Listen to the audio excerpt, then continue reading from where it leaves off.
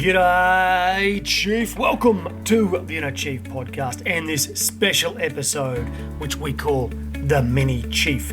These are short, sharp highlights from our fabulous CEO guests, where you get a 5 to 10 minute snapshot of the highlights from their episode.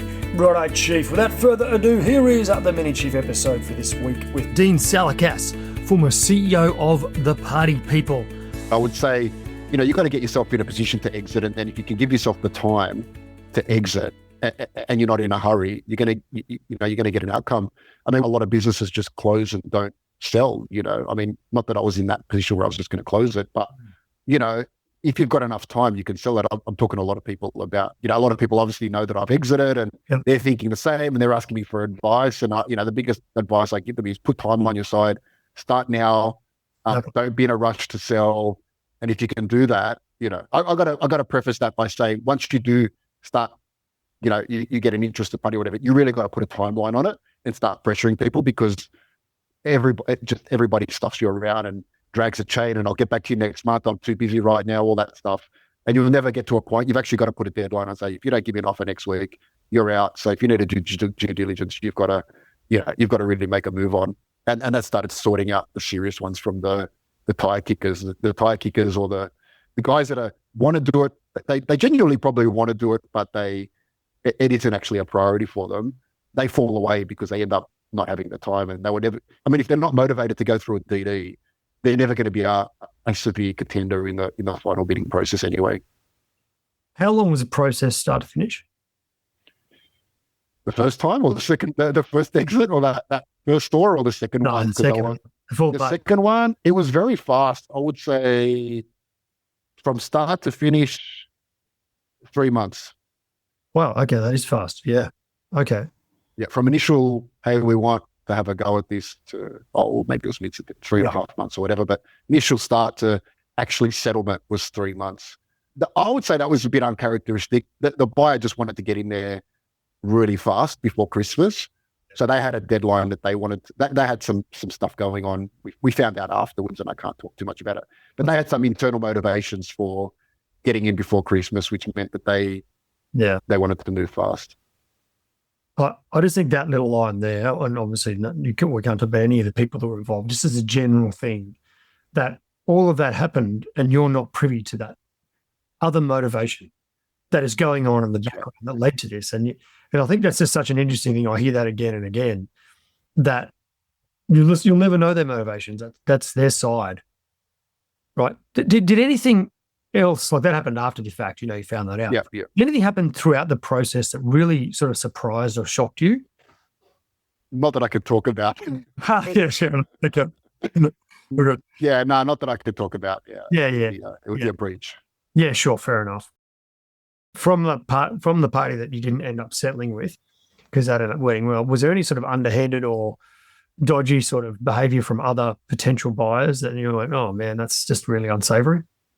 Let's just say of the pool of buyers, there was plenty of that, yeah. And it was, it made things very difficult. It makes things very stressful and very difficult. I'm just trying to choose my words carefully, obviously. No, that's all right. I'm worried about NDA, but yeah, there was stuff in there that, I would say, what could I say? There was offers in there that got pulled away or changed at the 11th hour. There were, that was the biggest one. Maybe I'll just say that. There was something in there where the whole deal got changed at the 11th hour of those final bidders, and that threw a spin, really late in the game. Yeah, sure. Ultimately, we got a deal done, but it could have been quite disastrous, I would say.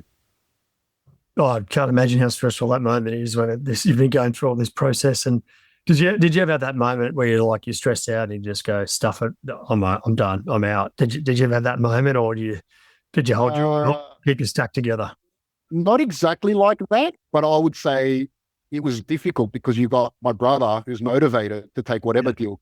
At that point, it was like, I'm happy with the deal, so just take it. Don't push anybody.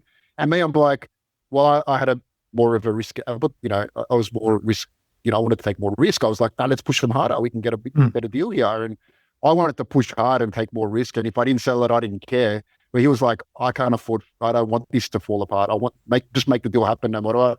And, obviously when it gets tense, they'll try stuff on, and I would be like, no, I'm not having a bar of that. And I know 90% chance I'm gonna call their bluff here. Yeah. And he's like, well, I don't want to take that 10% risk, Yeah. don't take any risk. Don't take any risk. Yeah. And so those conversations when you've got two owners are super stressful. And Who are brothers too. And brothers. So things got heated. There were arguments. There was yelling. Had to be. Yeah. It was full on. Yeah. When I'm going to come back and ask some more questions about some of your learnings, but when the deal was done and signed, what did your brother and you do? Did you go and celebrate? Did you say we did a few weeks apart? We did catch up and we celebrated. But it was mixed feelings because we celebrated, like we like, let's catch up and celebrate, and we did. But it was also like, it was a bit emotional in a way. I would say it was a bit bittersweet. It was like End of the chapter. It's end of a chapter. We just sold our family business. We'd worked, for 18 years. There's a lot of uncertainty at that point about what next for us.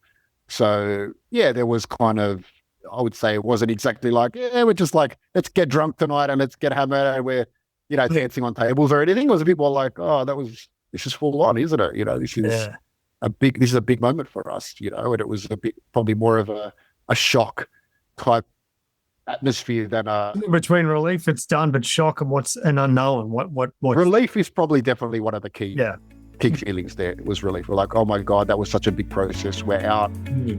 Chief, there you have it for this week with our mini Chief episode. All the links and resources can be found at chiefmaker.com/366. Now, Chief, do you find yourself at work in one of those incredibly stressful moments where you've got someone on your team that either isn't performing or is behaving poorly, and deep down that it needs a difficult conversation? One of those ones that can keep you up at night. If you get wrong, there's going to be HR issues, but if you get right, it could actually be a little bit career defining, and it will make life so much better for so many people, but you just keep putting it off and off and off. Well, Chief, we've created the ultimate resource for you. It is called Difficult Conversations. Download, it's not hard, but what's in it is what's most powerful. The mindsets, the frameworks, and even some of the scripts, the words to use to make those conversations much more easy. Just go to chiefmaker.com/difficult and you can download the full resource right there. And if you would like to stay in touch and hear all about some of the best resources you can find anywhere in the world to improve your performance at work, go to chiefmaker.com/subscribe. Now, Chief, if you're yet to rate the episode and subscribe, I hope you'll do so soon. It helps others see the magnificent value that the chiefs and gurus bring to their life and career. So make sure you hit subscribe on your podcast app now, give it a 5-star rating if you think it's worthy, and leave a short review about your favourite episode. Righto, Chiefs, as always, remember to stay epic.